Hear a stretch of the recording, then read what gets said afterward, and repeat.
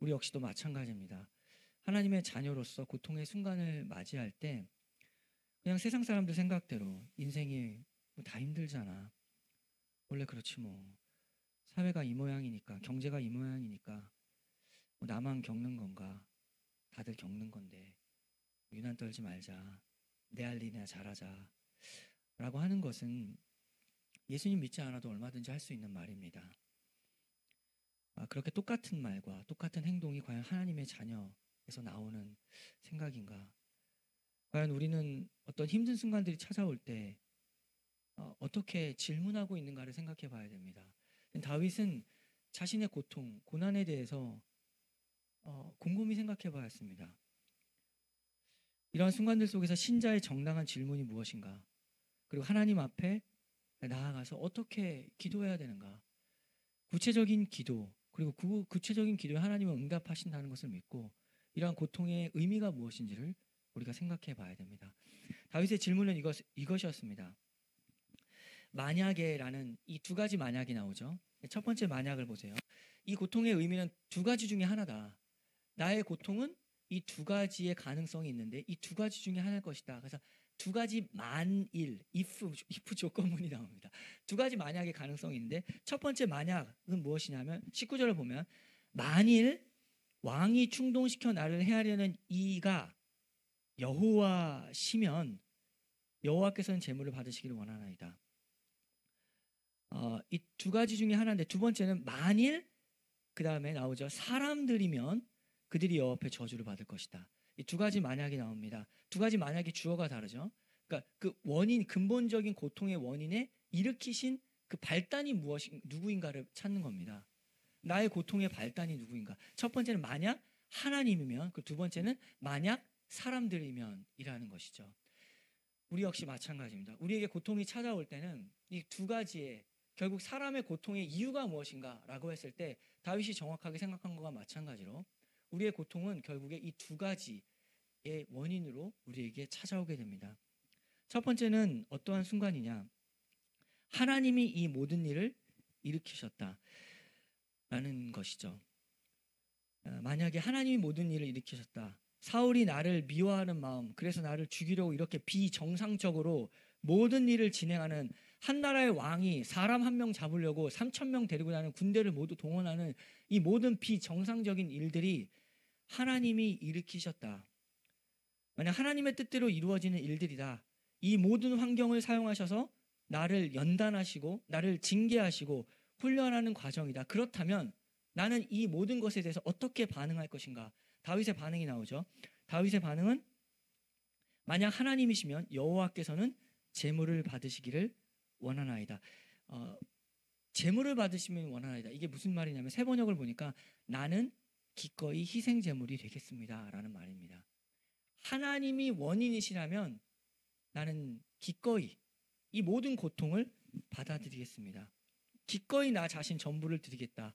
내 지금 당하고 있는 막 쫓아다니고 정신없이 헐레벌떡 살고 있는 이 삶에서 나는 내 몸의 고통, 피곤함과 어려움들 그리고 내 마음의 힘듦 이 모든 것까지 다 주님께 드리겠다라는 말입니다. 내가 희생제물이 되겠다. 내 전부를 다 불살라 주님께 드리겠다라는 것이죠. 그 각오입니다. 하나님에 의해서 이루어지는 이 고통이라면 다윗이 이해한 것은 고통의 채찍은 때로는 징계의 회초리가 되기도 하지만 때로는 나를 훈련하는 도구가 됩니다. 그러니까 그 막대기가 징계의 그 막대기는 나의 부족함과 연약함과 나의 그 연약함으로 인하여서 하나님이 징계를 때리는 회초리가 되지만 또 그 반면에 나를 훈련하는 도구가 된다. 더 튼튼하게 자라게 하는 그 채찍과 같은 것이 나에게 줄넘기가 된다는 겁니다. 그러니까 줄넘기가 돼서 나를 더욱더 자라게 한다라는 것이죠. 그러기에 나는 맡겨버리겠다. 주님의 크신 뜻을 믿고 내 몸을 완전히 맡겨버리겠다. 때릴 때 맡겠으며 훈련할 때는 열심히 몸을 움직이겠다. 앉았다 일어났다 반복되는 이 삶을 끝까지 하겠다라는 결의를 보여주신 것입니다. 그것이 자기가 희생제물이 되겠다라는 것이죠. 이것은 다윗에게만 일어나는 일이 아니라 모든 믿는 사람, 하나님의 자녀에게 나타나는 신앙의 큰 도리입니다. 예수님을 믿는 사람은 십자가의 공로로 말미암아 모든 죄를 용서받았기에 우리의 삶에서 이제 더 이상은 정죄가 없습니다. 그러니까 우리는 우리의 죄로 인하여서 이 고통이 오는 것이 아니라는 것이죠. 죄의 형벌이 우리의 삶에서는 없습니다. 로마서 8장 1절을 보면 그러므로 이제 그리스도 예수 안에 있는 자에게는 결코 정죄함이 없나니 이는 생명의 성령의 법이 죄와 사망의 법에서 너를 해방하였습니다.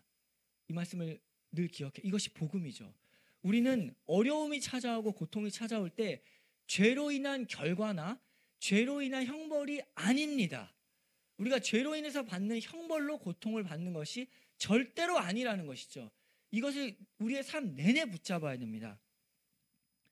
예수님을 믿는 사람은 정죄가 없기에 죄의 결과로 인해 고통받는 일은 없습니다. 죄의 형벌은 절대로 없습니다. 세상 사람들은 어떠하냐면 전혀 다르죠. 세상 사람들은 여전히 그의 죄로 인하여 즉각적인 고통을 받고 또 그 순간에 받지 않더라도 인생을 살아가면서 조금 지연되기는 하지만 나중에 그 결과를 받게 됩니다. 너무 작은 것이죠. 인생에서 받는 고통이라는 것은 마지막 심판에는 영원한 저주가 기다리고 있고 그 심판 속에서 불지옥의 고통을 영원히 겪게 되는 것이 그들에게 기다리고 있습니다. 그러나 복음이 있죠. 예수님을 믿는 자에게는 결코 정죄함이 없으며 지금도 없고 나중도 없습니다. 이는 그리스도 예수 안에 있는 생명의 성령의 법이 죄와 사망의 법에서 우리를 해방하였기 때문입니다. 그러면 우리가 당하는 고통에 대해서 우리가 어떻게 해야 되는가? 이 고통에 대한 해석은 결국에 징계로 말미암아 일어나는 것인데 하나님과의 관계에서 일어나는 것입니다. 믿는 사람이 때때로 세상을 살아가면서 육체의 소욕과 안목의 정욕, 이생의 자랑에 넘어가는 일들, 그 마음에 뺏겨서 마음이 거기가 있기 때문에 중요한 건 뭐죠? 하나님과의 관계에서 마음이 빼앗아 버린 겁니다. 그 관계가 멀어짐으로 인하여서 때때로 우리가 살아가면서 고통의 순간들을 맞이하게 됩니다. 징계를 받게 됩니다. 다윗의 입장은 이 고통에 대하여 환난이 징계라면 그 순간을 달게 받겠다. 사실 이러한 고통의 순간들은 하나님께 더욱 가까이 갈 수 있는 기회라, 나의 모든 것을 바칠 수 있는 기회다라고 하는 것이죠. 내가 가진 분노, 그리고 나의 우울과 나의 마음, 이 모든 것들까지도, 나의 감정까지도 다 주님께 맡깁니다 라는 기도를 한 것입니다. 연약한 저희를 불쌍히 여기시고 심령이 가난한 저희를 주님이 채워주시지 않으면 자기는 죽어갈 수밖에 없다. 이렇게 더욱 간절히 주님을 찾을 수 있는 시간이 고통의 순간들, 고통의 의미라는 것입니다. 여기서 우리가 기억해야 될 것은 그 징계는 가능한 한 받지 않는 것이 좋습니다. 징계를 통해서 하나님과 더 가까워진다라는 것이 하나님의 배려고 사랑이지만 될 수 있는 대로 징계를 받지 않기를 늘 삶에서 경계해야 됩니다. 징계의 순간들은 참으로 슬픈 시간이고 몸도 마음도 힘든 시간들이고 이겨낼 수 없는 시간들입니다. 꼭 징계를 받아서 잘할 필요는 없습니다. 피할 수만 있다면 피해야 합니다. 왜냐하면 실제로 그 고통의 순간들은 그 말 그대로 고통스럽고 힘들기 때문입니다. 히브리서 12장 11절을 보면 무릇 징계가 당시에는 즐거워 보이지 않고 슬퍼 보이나 라고 말했죠. 히브리서 기자도 이렇게 말한 겁니다. 그게 좋은 일이 아니야. 즐겁지 않고 슬픈 일이야. 그러나 하나님의 자유에 있는 것은 후에 그로 말미암아 연단 받은 자들은 의와 평강의 열매를 맺는다. 그래서 이 부분을 주의해야 되죠. 일부러 그래도 괜찮아라는 식으로 멀어지는 것은 참으로 어리석은 것입니다. 하나님은 아빠니까 괜찮아. 이 정도야 신앙생활 잠깐 미뤄둔다고 무슨 큰일 나겠어? 이렇게 스스로 하나님과의 어떤 관계의 선을 정하는 것은 대단히 위험한 일입니다. 아빠니까 괜찮아라는 말을 다르게 사용하는 것이죠. 늘 그 징계는 슬픈 현실이고 울음과 눈물이 기다리고 있다는 사실을 알고 경계해야 됩니다. 다윗과 밧세바 사건을 보더라도 그 이후에 어떤 일이 일어나 보이시죠? 징계를 통해서 아이가 죽었습니다. 아이를 잃었죠. 그 침대가 다 젖도록 울고 후회하고 회개했던 일들을 기억할 것입니다. 징계는 최대한 받지 않도록 늘 하나님과의 관계에서 친밀하고 경건의 연습을 하는 것이 지혜로운 것이고 우리에게 유익한 것입니다. 디모데전서 4장 8절을 보면 육체의 연단은 약간의 유익이 있으나 경건은 범사에 유익하니 금생과 내생의 약속이 있느니라. 금생이라고 했죠. 지금 여기서도 행복한 것이고 하나님과의 관계, 경건한 것은 하나님과의 관계가 친밀하다는 얘기죠. 경건하다는 얘기는 어떤 거룩의 모양을 취하는 것이 아니라 경건은 하나님과의 관계가 대단히 친밀한 것이 경건하다라고 합니다. 그것은 금생, 지금 이 순간에도 우리에게 복이요 내생에도 약속이 있는 것이다. 이렇게 말했죠. 하나님과의 관계 속에서 친밀하게 늘 징계를 받지 않고 늘 하나님과의 관계를 유지하고 살아가는 것이 그 친밀한 관계 속에 있는 것이 참으로 지혜로운 것입니다. 우리의 고통의 순간이 찾아올 때 우리가 그것을 그냥 다 그렇지 다른 사람도 다 겪으니까 이렇게 해석할 것이 아니라 하나님 앞에 이 고통의 문제를 가지고 하나님 앞에 나와서 하나님께 질문해야 됩니다. 우리에게 이러한 현실을 주시는 이유가 무엇인지, 이 순간들을 통해서 내가 어떤 부분을 하나님이 지금 수정하려고 하시는지, 나의 어떤 부분을 더욱 하나님 앞에 만들어 가시는지를 주님께 묻고 기도해야 됩니다. 다윗은 그렇게 물었던 것이죠. 그 고민 속에서 사울에게 질문했습니다. 사울에게 이렇게 말할 수 있었죠. 너 왜 이러냐 도대체. 내가 뭘 잘못했느냐. 세상의 방식 그대로 다윗이 세상의 방식대로 응대한 것이 아니라 이 문제를 가지고 다윗은 하나님의 관계로 끌어와서 하나님과의 관계에서 해석해서 사울에게 대답을 합니다. 우리는 고통의 순간들이 맞이할 때 다른 사람들에게 어떻게 말하고 있는가를 보십시오. 영적인 것으로 대답하고 있는가, 하나님과의 관계로 우리가 대답하고 있는가, 그냥 그렇지, 그냥 철이 드는 순간들인가 보지 라고 세상의 철학으로 대답하고 있지 않은가. 그것은 아무런 힘이 없습니다. 아무런 영향력도 없습니다. 그러나 두 가지의 가능성 중에서 또 만약에 이것이라면, 이 고통의 순간들이 오는 것이 만일 사람들이면 그들이 여호와 앞에 저주를 받으리니 이는 그들이 이르기를 너는 가서 다른 신들을 섬기라 하였다. 만약에 이것이 사람들에게 일어난 일이고 너희들의 악함이고 이 사회 속에서 죄악으로 인하여 벌어지는 일들이라면 그것은 마땅히 결과를 받아야 된다라고 하는 것입니다. 다윗은 그저 좋은 사람 아닙니다.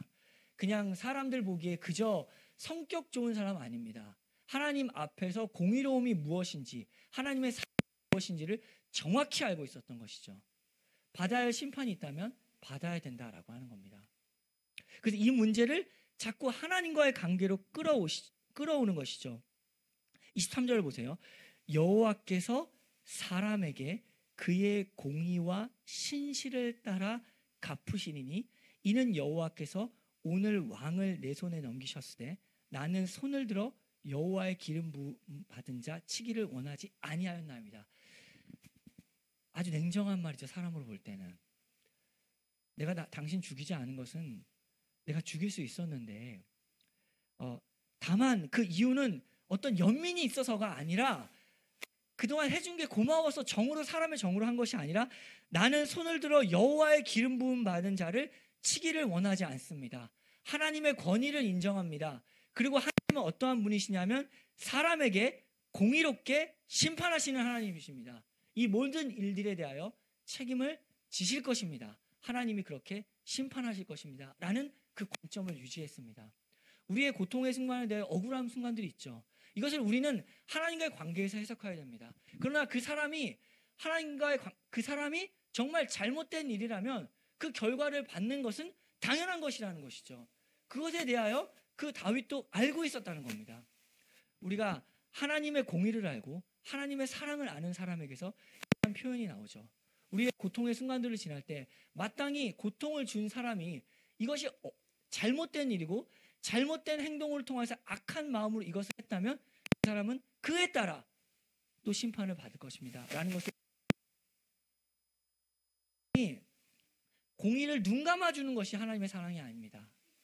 하나님의 사랑은 십자가에서 그 대가를 예수님이 다 지고 가셨고 공의롭게 모든 것을 그 대가를 다 치르셨습니다. 그 대가를 치르고 우리를 살리신 것이 하나님의 사랑입니다. 우리는 고통의 순간을 지날 때 하나님의 사랑과 공의를 기억해야 됩니다. 이 모든 것들을 하나님이 하나님의 뜻대로 행하실 것이다 라는 것을 믿고 하나님의 자녀는 하나님께 모든 것을 맡겨야 됩니다.